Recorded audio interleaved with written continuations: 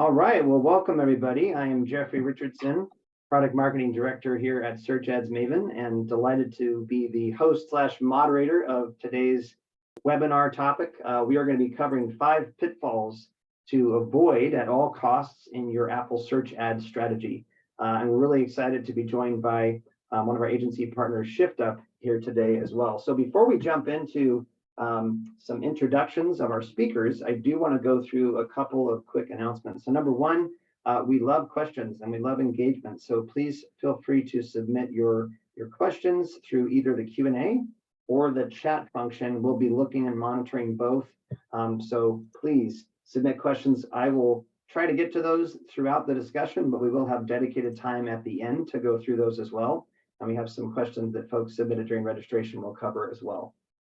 Another one, don't feel like you got to take screenshots or a ton of notes. The webinar is being recorded and will be made available on demand for access after the event.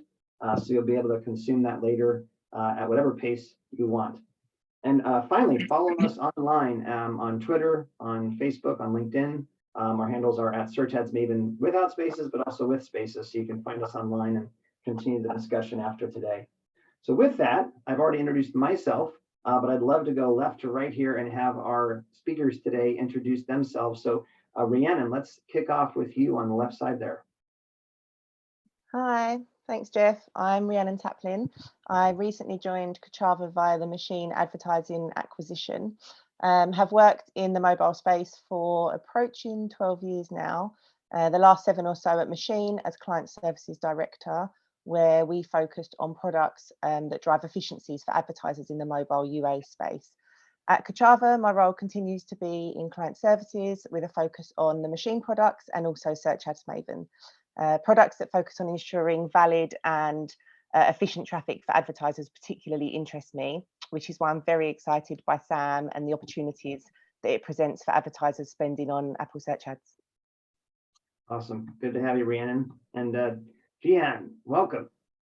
Hi, everyone. My name is Jihan. I'm currently head of user acquisition at ShiftUp. ShiftUp is essentially a user acquisition agency specifically focusing on Apple Search Ads, App Store optimization, and Google App campaigns. We had the chance with work with some of the most successful apps in the world, including Evernote, DoorDash, Wisco, TuneIn Radio, and Square, and many more. So currently I oversee the UA operations here and manage a team of 5 highly talented professionals. And this is going to be my 4th year here at ShiftUp. Awesome. And for everyone in the audience too, we've posted your LinkedIn profile information in the chat, Jihan. So if anybody wants to get in touch with you after the fact, please use those LinkedIn profile links. And Hamilton. Hi, everybody. Hamilton Radcliffe, head of product here at Kochava. I've been around for almost a year. It's a full year in May, which is coming up real quick. I came in from Oracle Advertising, where I was for 8 years, and I came into Oracle from an acquisition of a company called Datalogix. Pretty small, but it put a little dent in the ad tech market. What we were doing at Datalogix was we were taking billions of dollars of offline transactions and we were pairing them up to trillions of impressions, clicks and impressions to do 2 things. One, a causal lift analysis to measure campaigns and the effectiveness.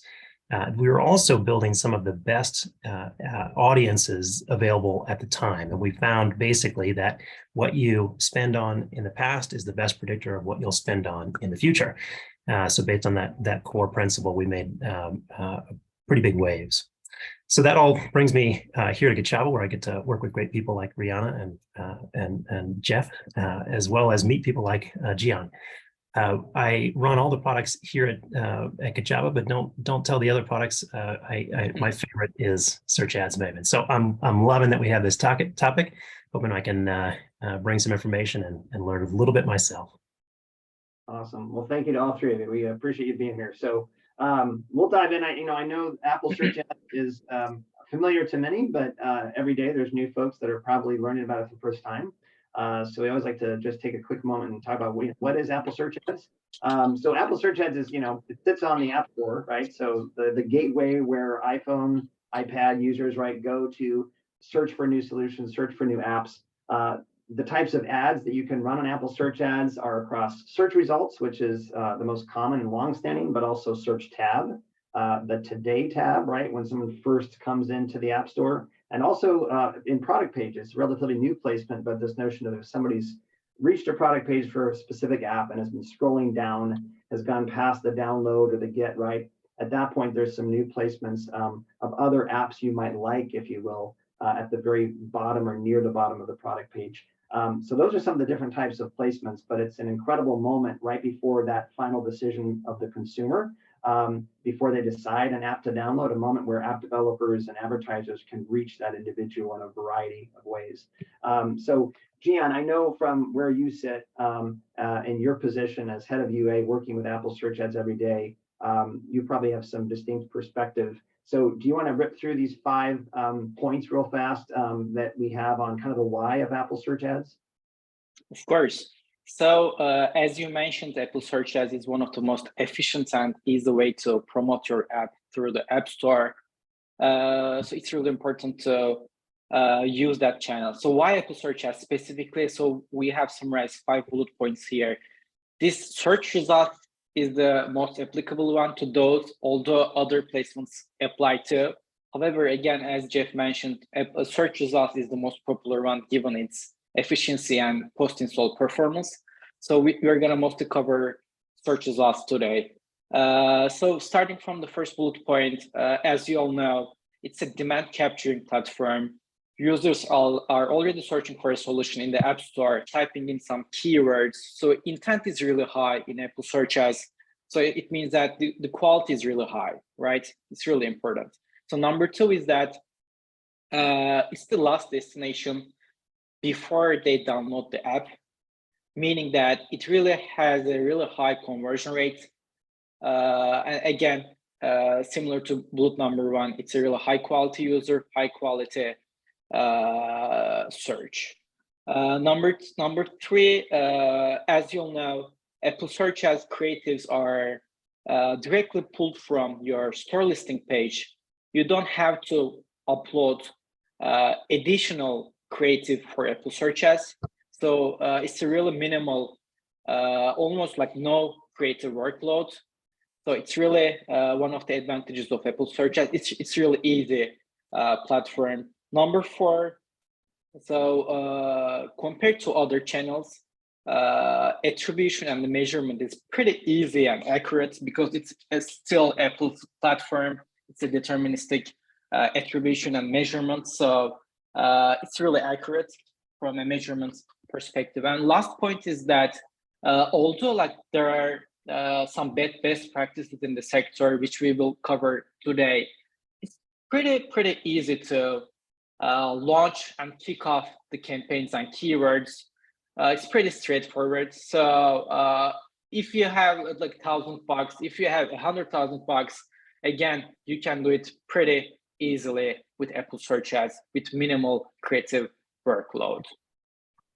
Yeah, no, those are great kickoff points on kind of the why. And this is Apple's own data from across the years in terms of 70% of App Store visitors, right, are using search to find their next app.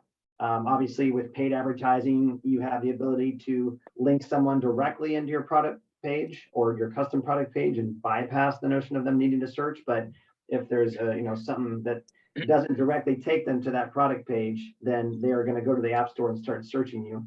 65% of all downloads are happening after that search, and then the average conversion rate, kind of one of your points in the last slide, is over 50% on search results ads. So definitely a front runner. And something that we've seen, and especially on the backs of kind of the changes with iOS 14.5 and the ATT framework, which is the App Tracking Transparency Framework, SKAd network, measuring across different partners and channels on iOS has become a little bit more difficult and complex.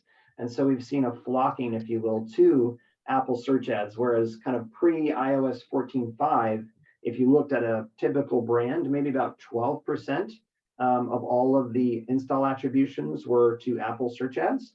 The rest, were to other networks and partners or unattributed. Now, in the present, that's about 38%. And so that's almost half, right? Not quite, but we're getting to that 50% mark, which just shows the vast importance of where ASA now sits. So with that, I want to dive in now to the 5 pitfalls that we're going to cover in today's discussion. So I'll rip through these real quick, and then we're going to unpack each one of them in more detail. And again, if you have questions, feel free to put those in the Q&A or the chat. I will also ask Sierra, our webinar host at this point, to launch our first poll, just to gauge from the audience where you sit in terms of your monthly average spend on Apple Search Ads. So the first thing we're going to talk about is if you have inadequate or no brand protection, and we'll talk about what that means, unpack that more deeply. Going vertical too quickly in your keyword strategy. So too quickly choosing a small finite list of keywords and just spending all on those, not going horizontal at first to try and find what keywords work for you. Measuring success on Apple's cost per acquisition alone and no other KPI or metrics.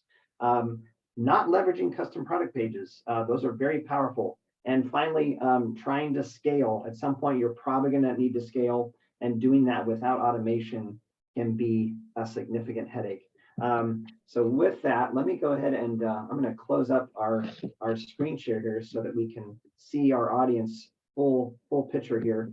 And Gian, I just want to start with you on that first point of, inadequate or no brand protection. Talk first about like what brand protection is, and then how you can avoid this. Yeah, of course. So there are different types of keywords and campaigns in Apple Search Ads, right? So in ShiftUp, we have one theme dedicated to brand protection, which we called brand campaign.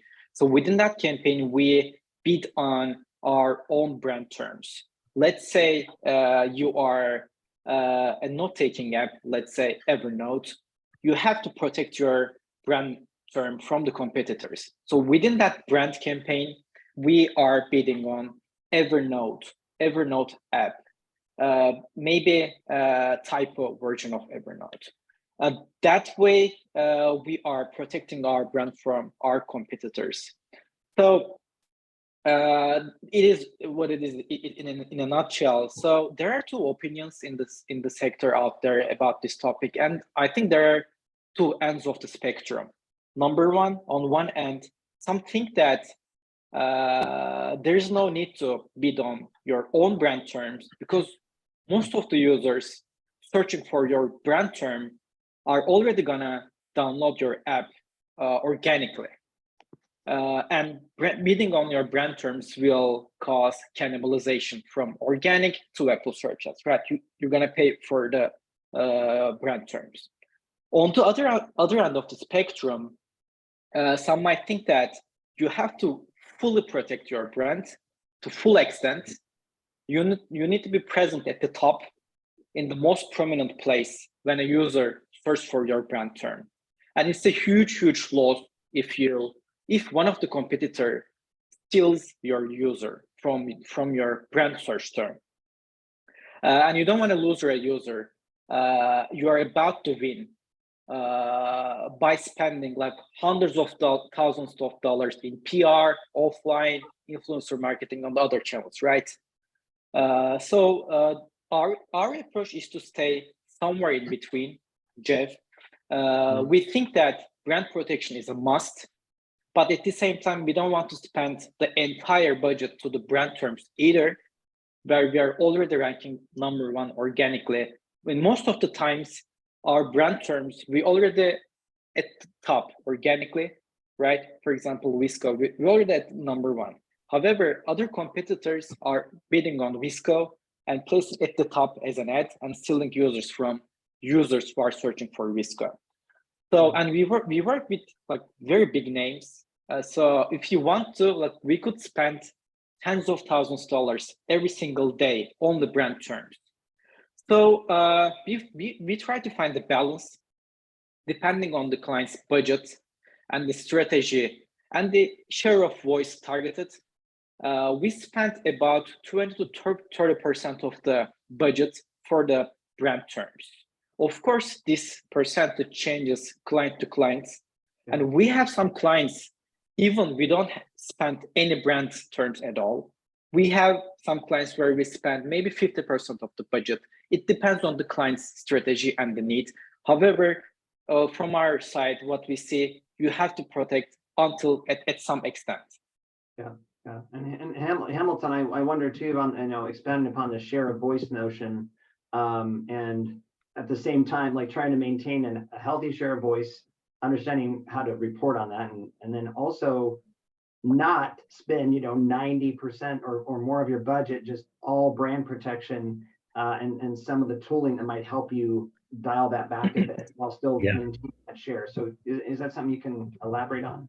Yeah, absolutely. So I I think that the power of your brand relative to your competitors is really what determines that ground that you want to find between those two extremes, either full protection of your brand or no protection of your brand. The more powerful your brand is relative to your competitors, the less it probably matters whether an advertiser for a competitor is just above what you would probably be as the first link in the organic search.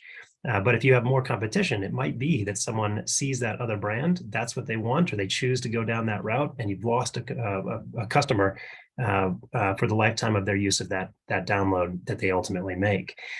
When you're looking at your brand campaigns, share of voice or impression share is a report that you can draw from Apple Search Ads and from any Apple Search Ads management platform like Search Ads Maven, that you can look at how much of the impressions that are showing are coming from your brand, your product, your app.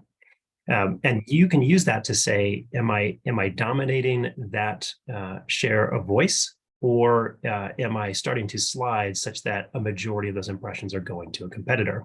That's one indicator that you can drive, but you kind of want to maximize that, but also minimize the cost that you're paying for those ultimate installs. We'll get into much more detail about how to measure the effectiveness of your spend, but it's important, I think, to look at both of those things. You want to make sure that you get the max share of voice, but you don't want to break the bank for those taps that you might get anyway. Yeah, and go ahead, Rhiannon.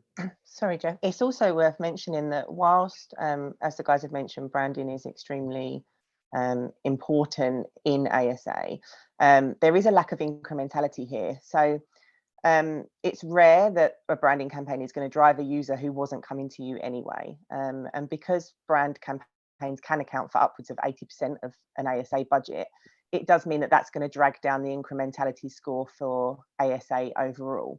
So it's just worth bearing that in mind if you're running incrementality tests or considering sort of those kind of factors when thinking about how much budget you want to put against branding. The other thing is that the more you put into it, that's also going to have a positive impact on your organic rank. So as Hamilton mentioned, if they're searching your name, the chances are you're going to be at that organic spot anyway, that first spot anyway, below the ad, if you have that strength of brand and you have a good organic rank within ASA. So I think, as Chihan said, it's all sort of it's a real balancing act to get that right for you. Yeah. And I was gonna say, I think it's something too. And early on, when I was first learning about Apple Search Ads, I heard of brand protection. I heard about brand protection, and there was a discussion of, wait, so they can actually steal your user? And so just, to clarify, like, no, they can't steal your user. Like, the search result comes up and it just, there's a top spot where whoever wins the bid for the search result ad, right, they're going to get that top billing. It doesn't mean the user is forced to click that or there's no other option. It just comes up top of mind. So if you're a streaming app, an entertainment app, and there's, a close competitor that bids strong and wins a bid on your keyword, their search result might come right above yours. And if the user or the consumer has interest and says, well, hey, let me check them out. I know I was here for A, but let me check out B. There's that chance that they may end up installing your competitor's app instead of yours. That's kind of the user experience, if you will. It's not just like if they win the bid, they've got your user, hands down, you're toast. Real quick, as we keep talking about this one, I'm sharing the poll results here in terms of the spread of the audience across, average monthly spend on Apple Search Ads. So we have a pretty healthy spread of about 33% are under that 10K mark, another quarter 10 to 50K, And then, we have about 8% over the 250K.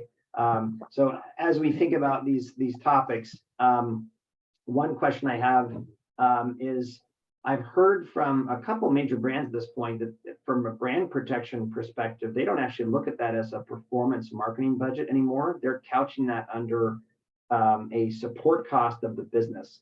And so I wonder if that's something that you've heard as well, if that may become more common, which to your comment about it's not highly incremental because it probably was a user you were going to get anyway. But what it means to have that be a support cost instead of a performance marketing line item, if you will. Any thoughts on that?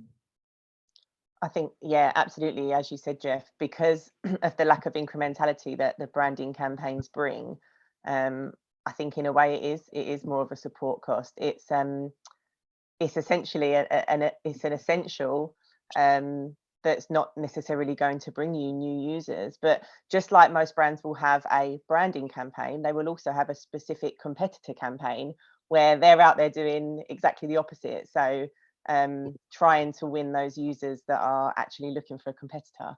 So it's kind of the opposite effect of those branding campaigns. But I think essentially all brands feel the need to do it in order to be in that top space. Yeah. No, and I know we could spend a whole probably hour on brand protection alone as a topic and all the different best practices and things that you could do. Jeff, there's one more point that I wanted to make before we move on to the next pitfall, which is I think what you're about to do. Yep. Something interesting about the cost per tab versus for your brand terms versus competitor terms. You have potentially noticed, or you may notice, that the cost that you pay for your own brand terms is going to be significantly less than what you pay for your competitor terms. And so what I believe is happening is that Apple is applying some sort of discount for you if you're bidding on a term that your app is most relevant for. So when you're talking about your brand, obviously it is the most relevant for that brand, and the price that you pay per tab, I'm seeing about 1/3 what you'll pay on a competitor's term or a generic term that has pretty high traffic. And so you'll notice that difference is in there. And so it makes the comparison of the success of your brand protection versus your competitive conquesting a little different, a little difficult, because the underlying cost is going to be so widely different. Yeah. It's almost like Apple, it's almost like, hey, it's you get a discount. Yeah. Well, so let's talk about pitfall 2, which is, the notion of going vertical too quickly in your keyword bidding strategy. So Rhiannon, I know this is something that you have some familiarity with. Yeah, maybe you can elaborate on what I mean when I say that. Yeah, of course. So it's really important to maximize your keywords, find out what's going to work best for you, do some testing. And that is where the discovery campaigns come in. So first of all, I would say take advantage of Apple's search match option. I would do this alone in a discovery campaign just for search match. And this provides an additional hands-off way to find the best performing keywords and search terms for an app. It essentially allows Apple to automatically match the app to relevant keywords using the app's metadata. So Apple's kind of doing the work for you on this one, and you can review the results and then pick and choose those terms that are performing well in search match and move them over to your exact match campaigns within your other verticals. Another method within a discovery campaign is to use broad match. Now, generally, just to give a bit of context here, for your branding campaigns and for your competitor campaigns and for your category campaigns, you're going to be using exact matches. So you're going to say, I want this keyword and I want the exact match. So when setting a broad match discovery campaign, the advertiser is telling Apple to not only bid on that keyword, but also similar search terms such as autofill results. So it's a time saver. That means the advertiser doesn't need to spend lots of time and resource researching all possible variants of the keywords that they actually want. So for an effective discovery campaign, I'd recommend that you include all of your keywords that you have in all other campaigns, put them in a broad match discovery ad group, and then add them again as a negative exact match. So that's going to allow the discovery campaign to target all of those users who are searching for relevant keywords, but for example, completely misspell them or utilize an autofill, for example. And what that's going to do is give you that opportunity to still appear in front of those users, but you're not going to be competing with yourself and your specific keywords in your other exact match campaigns. I can go on with another example for discovery, but I don't want to sort of take up all the time. But I suppose very quickly, discovery can also be used for testing underperforming keywords. So or pushing keywords that aren't performing as expected. So for a non-performant keyword, a way to test is setting them a very high CPT and a very low CPA target in a discovery campaign. And that's going to maximize that keyword's potential to scale whilst protecting the results with a low CPA target that Apple will optimize to. So this is a tried and tested method in the industry, and it can be effective, but it isn't a guaranteed win. So I like to think of this as a last chance saloon for a lazy keyword. If it's going to work, it'll work there. And if it's not, maybe you can just consider moving on from it. Yeah, yeah. And CPT being cost per tap, CPA, cost per acquisition. Yes, sorry, yeah. You know, and Jihan and Hamilton, feel free to chime in here. One question I have that I'd love to have answered is, how do you know that moment, right, when you have a keyword in the discovery campaign where you say, hey, this is performing well enough, it's time to migrate this into one of my brand or category, right, campaigns. So what do you look for as the signals when you know that moment has come? And I think you already described how you best do that, but when, I guess, is my question. Yeah, I think it had a lot to do with data volume. How much data are you getting? How many impressions, how many taps, how many installs? And if you've connected, we're probably getting ahead of ourselves, but if you've connected in your MMP, how many down funnel in-app activities or events have happened? All of those things give you an indication of the possibilities that keyword is going to have a good outcome if you lean in on spend. But you're not going to be putting so much money into that initial that ramp up phase, that testing phase, that you are going to know for sure. So it is quite a bit of balance, and it really comes down to the budget that you've got that goes into finding new keywords. I think that it really, if you can get some sort of cost per acquisition where the acquisition is something that represents real revenue, that's amazing. And if you get a couple of those things, it's worth trying more. A lot of times you're not going to have that much data. And so it's really looking at that install to tap ratio and trying to understand, is this thing seeming to perform, putting more money into it and really watching it once you've decided to light it. Yeah. Jihan, I know you've helped some brands go from maybe under 100 keywords to potentially thousands. So maybe you can talk about how this notion factors into your strategy on behalf of brands. Yeah, of course. So I think Rhiannon and Hamilton covered the discovery portion of the account and pretty comprehensive, so nothing else to mention over there.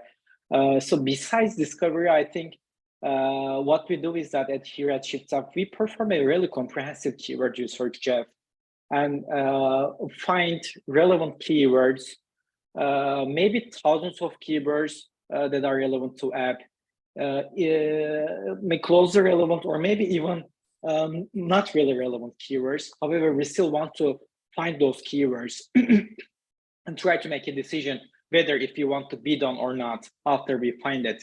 And as the time goes by and your desire changes, whether to ramp up the spending or not.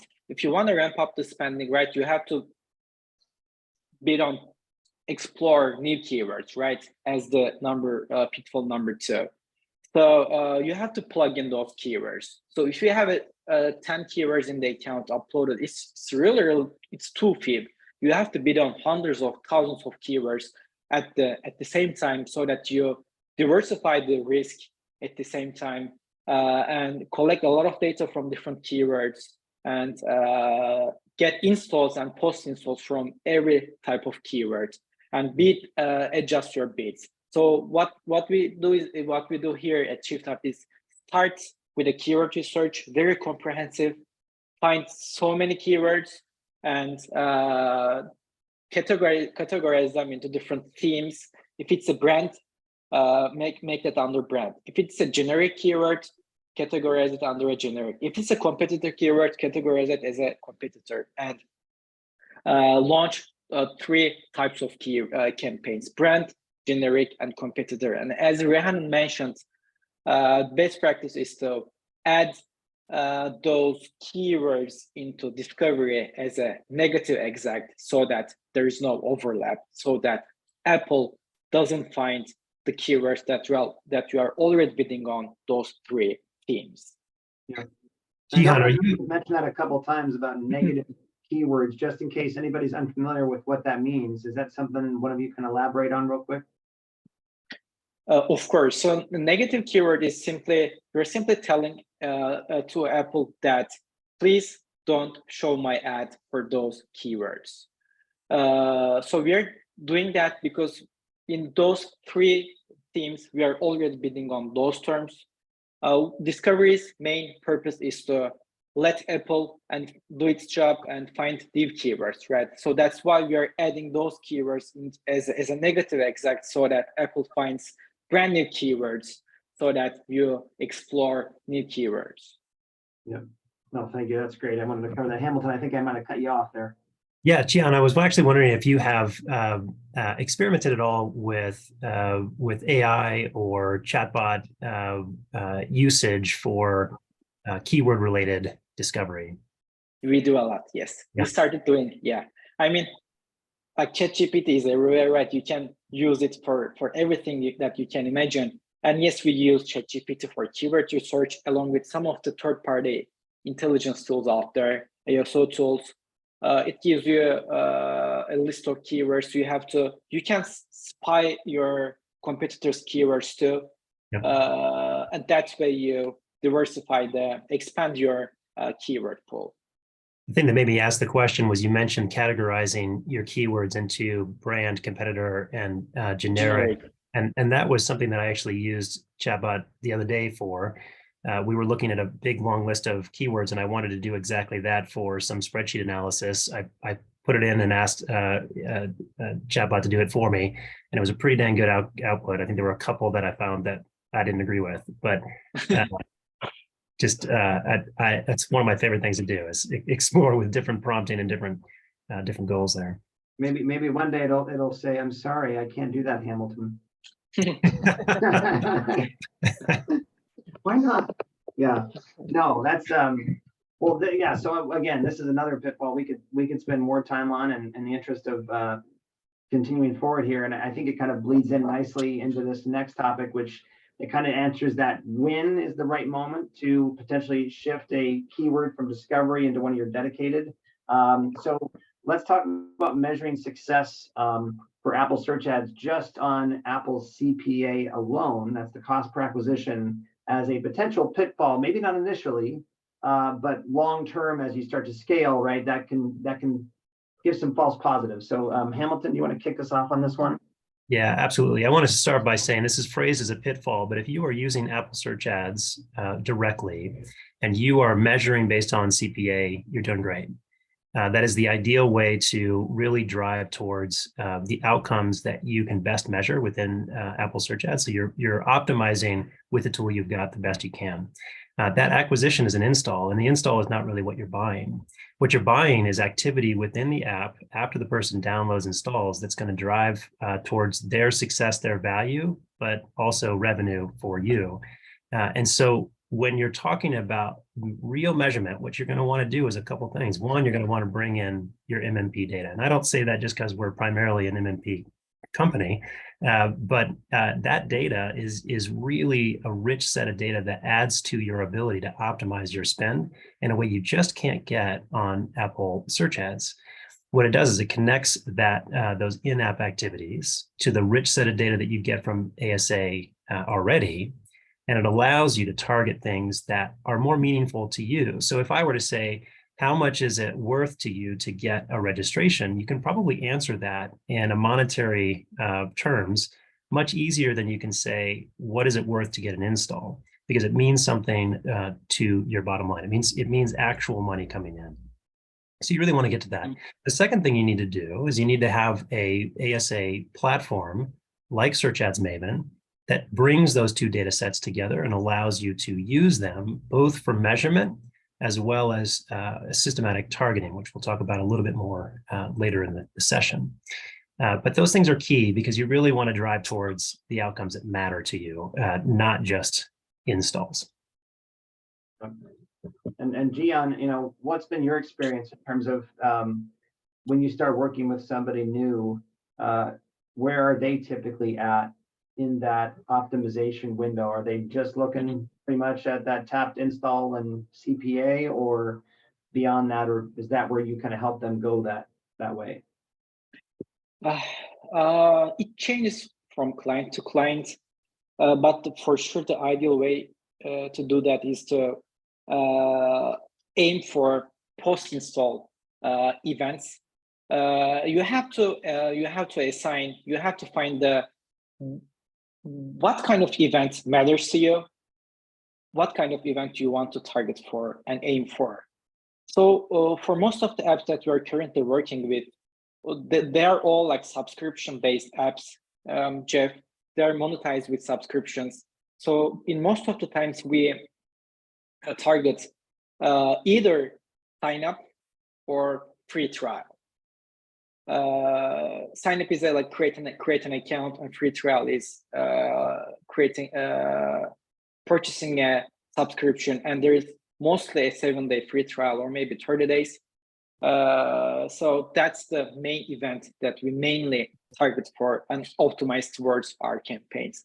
And you have to assign a dollar value to that event. If you are targeting for cost per free trial, you have to assign a dollar value. What is the worth of one free trial? Let's say $10. So, and you have to find your LTV, lifetime value. And depending on your strategy, if you want to be profitable, you want to get a cheaper free trial, right? If your LTV is $10, every free trial has to be cheaper than $10, right? Depending on the conversion rate of the free trial to purchase, let's say. You have to find that, and you have to optimize your bids and campaigns towards that post-install target. That's what we mostly do with our clients. We help build this strategy, help assign a dollar value to the in-app event that they are targeting for, that they want to optimize towards. Yeah. And I was, it's funny because, you think of like Facebook and Google, Snapchat, other pretty big players in terms of, mobile app acquisition. And, they'll have, the notion of app event optimization, where somehow you can, send postbacks of post-install activity, and they'll optimize not just installs, but installs targeting toward a specific event, right? And so that's kind of built right into how they work, as long as you have the event being measured and a way to send it. I think that's the difference there with Apple Search Ads, is they don't do that. And so there is no automatic app event optimization built in. And that's where the notion of combining, and again, Kochava's heritage, which is the power behind SAM, right, is an MMP, a mobile measurement partner. And so we help folks measure ASA as one of their partners, and they can look at keyword by the notion of post-install quality, revenue, et cetera. With Search Ads Maven, you can then take and plug in that intelligence in post-install revenue or LTV or whatever your kind of down funnel KPI is, and automate the actioning off of that, so that instead of looking at reports, going back into Search Ads, adjusting manually, all of a sudden that flow can get way easier. And we'll talk more about, I think, the notion of scaling with automation versus not in a moment here. But any other thoughts, Rhiannon or Hamilton, on this notion of how best to get there if right now you are sitting on just a CPA optimization alone? Yeah, I think the guys have really covered it, but I guess the advertisers that we speak to tend to be focused on revenue. So unless you are purely focused on growth and just looking for those install volumes, I think what advertisers find and find particularly interesting when they start using a campaign management platform like Search Ads Maven is that keywords that drive install volume aren't always necessarily the ones that are actually going to be driving that down the funnel user engagement, revenue, ROAS, whatever it may be that they are working towards. Usually those two. So you can actually have a bit of a surprise when you start looking at those in-app events and finding that really you want to shift your investment a little bit in terms of the specific keywords, dependent on what they're driving. Just because they're driving install volume doesn't always mean that they're actually really performing for you. So that is where, as Hamilton, I think, started with, if you are using ASA and you are optimizing to the installs, you know, you're using the tool as you should be, and you're doing what you can with it. But if you really want to start optimizing to those sort of deeper funnel conversion events, and actually sort of start to learn which keywords are driving those revenue events for you, then you know it's really important to get your MMP data synced up. Yeah. One last thing I wanted to mention, I know there's a lot of folks here that are on the lower budget for ASA. You don't need a lot of volume to make this effective. Even if you're just tracking the first time that someone uses your app in some meaningful way, let's say you're a game and they play their first actual board, that can be an event that you're tracking, and it will happen in a majority of the installs. And let's say that you're bidding on some competitor's term, and you find that you're getting tons of installs. So you're killing it. Your CPI looks awesome, but then you find out that none of those folks actually play the first board. All of a sudden, it turns the story into something that is a much bigger waste of money than you might have imagined. It was something that you thought you were doing great with. So even that very first activity can give you a lot of insight about where you want to put your money. Yeah, that'd be a pitfall for sure, Hamilton. Well, let's jump into the next one, and let's talk about custom product pages. We have another poll that we want to give to the audience here to kind of gauge utilization of CPPs, as I affectionately call them. But that's something that's a really powerful capability. I can't remember. It's not too old. It's been around for a little bit now. But Jihan, maybe you can start first on this and just talk about, you know, what you've seen folks do with custom product pages and the importance of them. Yeah, of course. So as you said, it's not too old. It's not too new either. So Apple introduced custom product pages a little while ago. So what it entails is it simply acts as a landing page, Jeff, and for the rest of the audience. So you can have different landing pages for different search terms. It's really a powerful tool to tailor the user experience. And it really helps the conversion rate go up for those search terms. So, and here at ShiftUp, we use CPPs a lot for almost all of our clients. And so I think I want to give an example from one of my favorite apps at App Store. So AllTrails is one of my favorite apps out there.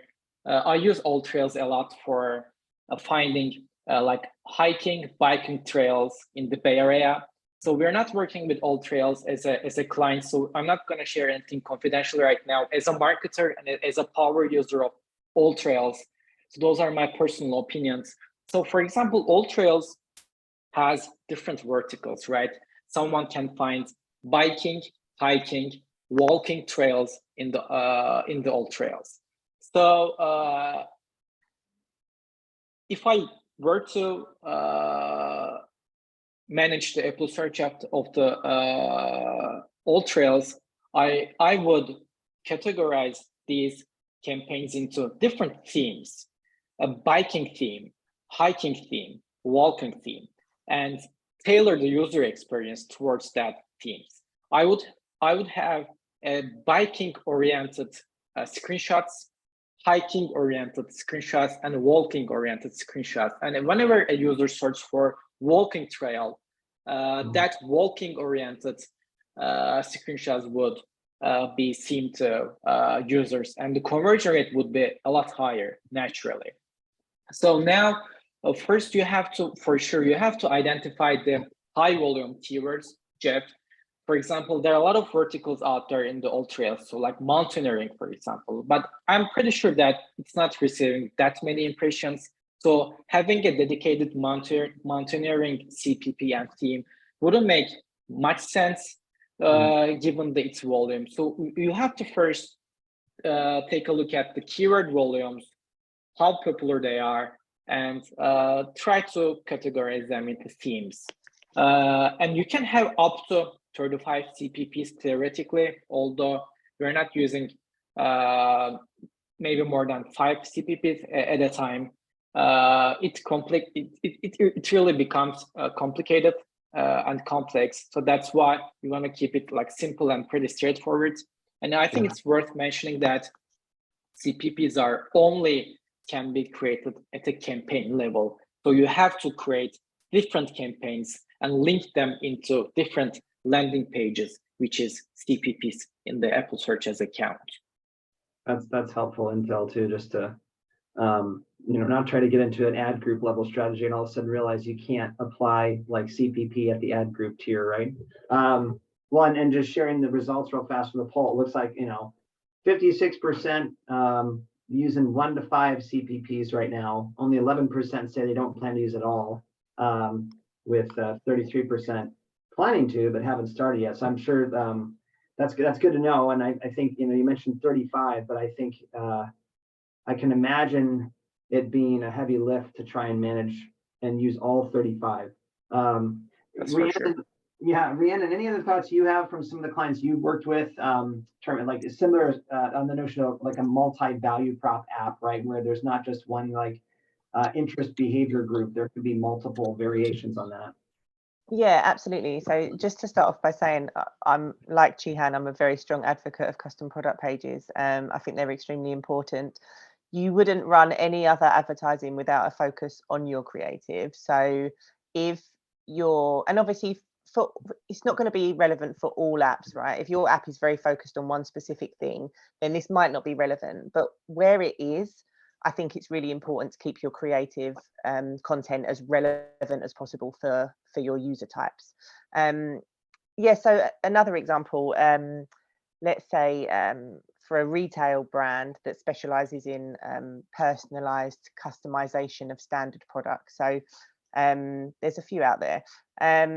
And they offer many different verticals within that one retail app. So they need to differentiate their creative for different user searches. So to give you an example, for someone that's about to get married, who is searching for custom wedding invitations, they might not choose the retail app in question if the search creative they're presented with is custom print t-shirts or business cards. However, group all of those wedding related keywords into a wedding campaign with a CPP featuring relevant wedding imagery. And that's going to be hugely beneficial because that's likely going to put you to the top of the list for that person who's at that stage in their life probably racking their brain with a big long list to do. They want the relevant app at the right time. So yeah, I strongly believe that if it's relevant for you, so that 33% thinking about doing it but haven't done it yet, I think it's very advantageous, and I would recommend looking to implement those. Yeah, it's almost dynamic creative optimization, dynamic to a degree, right? Not like thousands of computations, but Hamilton, any other thoughts before we try and capture our last pitfall for the day here? I was just going to comment, Ria, that was a great example. What a great example of if you're going to hit, if you're going to a wedding or it is about a wedding and you land on a custom product page that features that aspect of your offering, definitely that's going to have an impact. Versus maybe like customized beer mugs or something for maybe for the stag do. It just depends on the kind of wedding it's going to be. Yeah. Right. There we go. It might work this Well, I know we're at the 10-minute mark here before we hit time. So let's touch on our final pitfall. And again, there's other pitfalls. We just had to stick to 5. There's no time for more. So if you want to continue the discussion after this, get in touch with us online. And again, Gian's links are in the chat, as ours will be also. But trying to scale on ASA when you reach thousands of keywords potentially, when you're spending not just 10K, not even 50, but maybe 6 figs, right? Or 7 figs or more. We work with some brands that go well above that. How do you manage it all? And I guess I want to kick off with you, Hamilton, thinking about Search Ads Maven and some automation stuff that we have. What help is out there? Yeah, absolutely. When you get to a point where you have hundreds or thousands of keywords, and you're on a platform that allows you to measure the cost per in-app event that you feel is most populated and meaningful or predictive of revenue, you're going to run into 2 key issues that make it really hard to keep up with optimizing your campaigns. The first is that every one of those 100 or 1,000 keywords individually has an optimal bid to get the best out of that keyword, because they perform differently. They have different volumes. Every single one of them is going to take some custom knob turning to get right. And that's pretty overwhelming. The second thing you're going to run into is that we are talking about an exchange. This is a live auction that has dynamics from how many people are searching for that term at that moment, how many competitors are in the market trying to get the same search term to pull up their app. And that changes second by second. And even if we're on our game and we're doing our best to optimize our campaigns, once a day, you're coming in and you're pulling out the records of thousands of keywords to look at all the details to find the right bid amount for all of them. There's just no way that you can do it on your own. And so the best combination here is where you have a machine that is automating the activities that you would do manually, and that you, with your human intellect, is looking at those things on a regular basis that's more reasonable for someone that works 9 to 5, 5 days a week, and sometimes takes vacations, to be able to observe whether or not it's going the way you want, and then using that to influence your strategy going forward. That comes with automation. And it's one aspect that I'm most passionate about, because I think Search Ads Maven does that better than any of the competitors. You want to be able to target what you're targeting in the way that you want to, and that's different for everybody.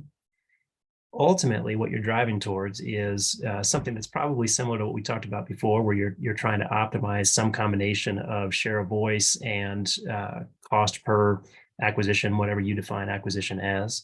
And it could be ROI that you're measuring if you're tracking within your MMP actual revenue. So you're looking for a ROI that's positive, above 1. All of those things can be tuned to the various kinds of campaigns, the various strategies, and you want to have that running at the pace of the actual platform, the auction, and you can't do that on your own. So when you scale to that point, I just don't see any other way other than having a combination of your activities and a machine.